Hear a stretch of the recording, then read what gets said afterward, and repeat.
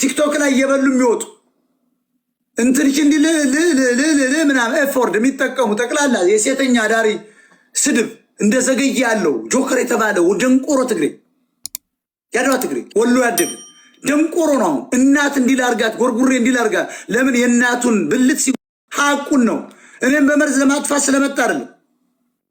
የነዚህ ስድብ ስታዩ በሙሉ የሚናገረው እንትን የጠባብ ነው አፍንጫለሁ እከሌ አስጎንብሶ እንዲህ ሲያረጋኝ እንዲህ ያረጋለሁ ውሃ ጠጣለሁ። እንዲህ አይነት የረከሰ ትውልድ እንዲኖር ያደረገው ትግሬዎች ናቸው። ሻዕቢያ ለማለት ነው ወያኔዎች ናቸው። የእናንተ በ30 ዓመት የቀረጻችሁ ትውልድ ነው። አሁን ሞጣ ውስጥ አንድ መጥቷል ወጣት ልጅ ትንሽ ልጅ እኮ እናት ሸራርገው እናት እንዲላርግልህ እነዚህ ልዛቅ ብንም እኮ አያውቅም። ያ ልጅ አንድ ተራ ፖሊስ ይዞ ና ብሎ በችግኝ ሶስት ዘለጥጦ ቢያበን ነው ቲክታክ አይከፍትም ወይ አንድ ፋን ጀግና የሆነ እውነተኛ ፋን ማታ ላይ ሄዶ እናቱን ከፍቶ የሴተኛ አዳሪ ሊሆን ይችላል ቀጥቅጦ በእናቱ ፊት ሽባ አድርጎ ቢጥለው ያ ሪፖርት ያደርጉብኝ ታታባር ሪፖርት አድርገው ጊፍት ለማዘጋት ምንም ምን በግፍት እኮ አልተዳደረም። 50 ብር እኮ ነው ያላገኝበት።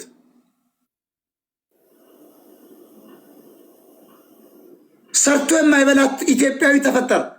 ጌም ላይ ተዘብዝፈው የሚውሉ ቅንድባቸውን የሚላጭ የሙሟቸውን ፀጉር የሚያስላጭ የሚላጩ እየታዩ እንደነ ቤት ያለ ውሻ እንደዚህ የሚስሙ የሚያስልሱ እሷውን አይተናል።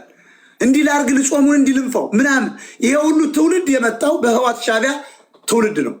መቀሌ ውስጥ ጫት አይቃም፣ አልኮል አይሸጥም፣ ለወጣቱ ክልክል ነው። መቀሌ ግን ጋዜጣ ይዞረው አንዳንድ ደንቆሮ አማራ እንደነ ልደቱ አያሌው ካድሬ መቀሌ እኮ ፓርላማ ላይ ቁጭ ብሎ ይሄው ጋዜጣ አዲስ አበባ 50 ጋዜጣ አለ፣ 200 ጋዜጦች አሉ። መቀሌ ላይ ግን አንድ ጋዜጣ እኮ የለም። ልደቱ እኮ ሲያታልል ነው። ይሄ መላጣ ድሃ ዛሬ ቢሊዮነር ግን ምን ያደርግለታል? ለትግራይ ወጣት ምን ያደርግለታል? ለትግራይ ወጣት ምን ያደርግለታል ነው የምልህ። ምን ያደርግለታል? ምንም ያደርግለታል። የትግራይ ወጣትማ አሜሪካ እየተማረ ነው።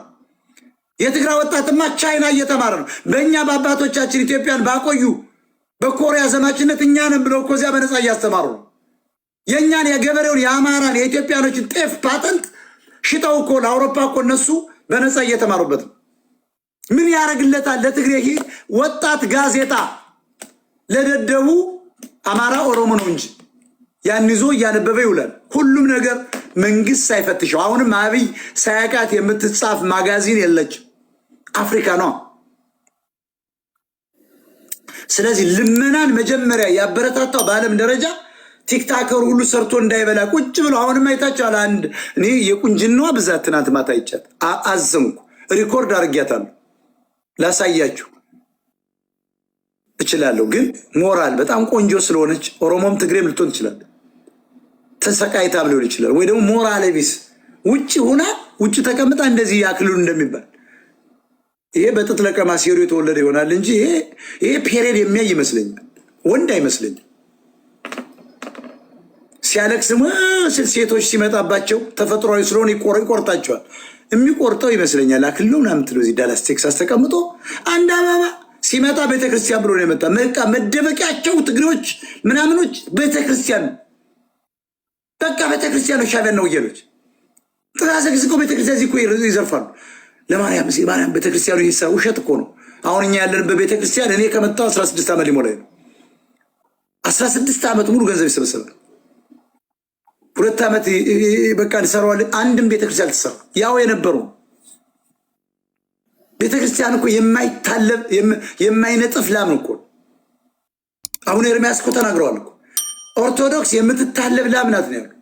ማን ነው የሚታለበው? የአጋተው አማራ፣ ኢትዮጵያዊ፣ ኦርቶዶክስ፣ ኦሮሞ፣ ሌላው ጉራጌው እየታለበ ነው። የሚያልቡት ግን ወያኔና ሻዕቢያዎች ናቸው፣ ኦነጎች ናቸው። አሁን ደግሞ እያለቡት ያሉ አሁን በኢትዮጵያ ፖለቲካ ውስጥ የሚዋኙ በሙሉ እስካሁን ድረስ ያሉ ግለሰቦች፣ ድርጅቶች፣ ማህበራት አያስፈልጉም። አዲስ አስተሳሰብ ያለው ማንኛውም ብሔር ይሁን በዚህ ስርዓት ከ30 ዓመት ያልተሳተፈ ወጣት የተማረ በብሔሩ የማይደበቅ መምጣት አለበት። ሰሜነኞች እየሰሩ ያሉት ኢትዮጵያ ለማፍረስ ነው። ግብጾች እየሰሩ ያሉት ኢትዮጵያ ለማፍረስ ነው። የኦሮሞ ጽንፈኞች እየሰሩ ያሉት ኢትዮጵያ ለማፍረስ ነው። የአማራ ገበሬ በሬን የሚበላው ሌባ ፋኖም እየሰራ ያለው ኢትዮጵያ ለማፍረስ ከትግሬ ጋር በጥቅም ወይ ሚኒስትር ለመሆን ወይ ጀነራል ለመሆን ወይ ደግሞ ነጋዴ ለመሆን ነው። ዘመነ ካሴና ተከታዩ ከትግሬ ጋር የሚሰሩ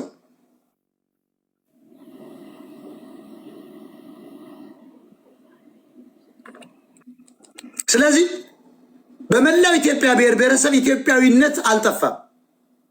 አማራ እኮ የሚገፋው እኮ ኢትዮጵያዊነት ስላለ ነው። አልሆንም ብሏል እኮ ይወዳታል። መውረድ አይፈልግም።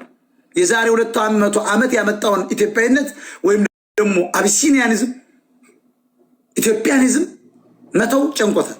ለዚህ እኮ ያልወረደውና እያለቀ ያለው ትክክል ነው። ኢትዮጵያዊነት ከፍ ያለ ነው። ባይዘው ከኢትዮጵያዊነት በላይ ሳለ እንዴ ምንም እኮ የለም። የጠሉን እኮ እናንተ ኢትዮጵያዊ ናችሁ ነው። የኢትዮጵያ ፓርት አይደለንም ያለው ኦነግ ሻዕቢያና ወያኔ ነው። እነዚህን የሚገርመው እነዚህን ጠላቶች ደግሞ ተሸክሜ እመጣለሁ ያለው ፋኖ የሚባለው ጉዳቂ በጣም ያሳዝነኝ። አብይ አህመድ መሳሪያን አውርድ ሲለው ብቻ ነው ጫካ የገባው።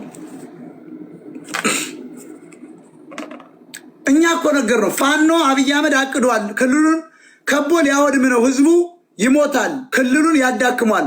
በመካከል ትግሬዎች ወያኔና ሻዕቢያዎች ይገቡና ራሱ አብይ ያቋቋሙ ፋኖ ክልሉን ለሁለት ለጋራ ኦሮሞና ትግሬዎች ያወድሙታል። ውጣ ብለነዋል፣ አልሰማም። ዛሬ የአማራ ክልል ወድሟል። ተማሪዎች ከትምህርት ውጭ ናቸው። ንግድ የለም። የትግሬዎች መኪና ይንቀሳቀሳል። ለምን? ፋኖ አብሮ ስለሚሰራ።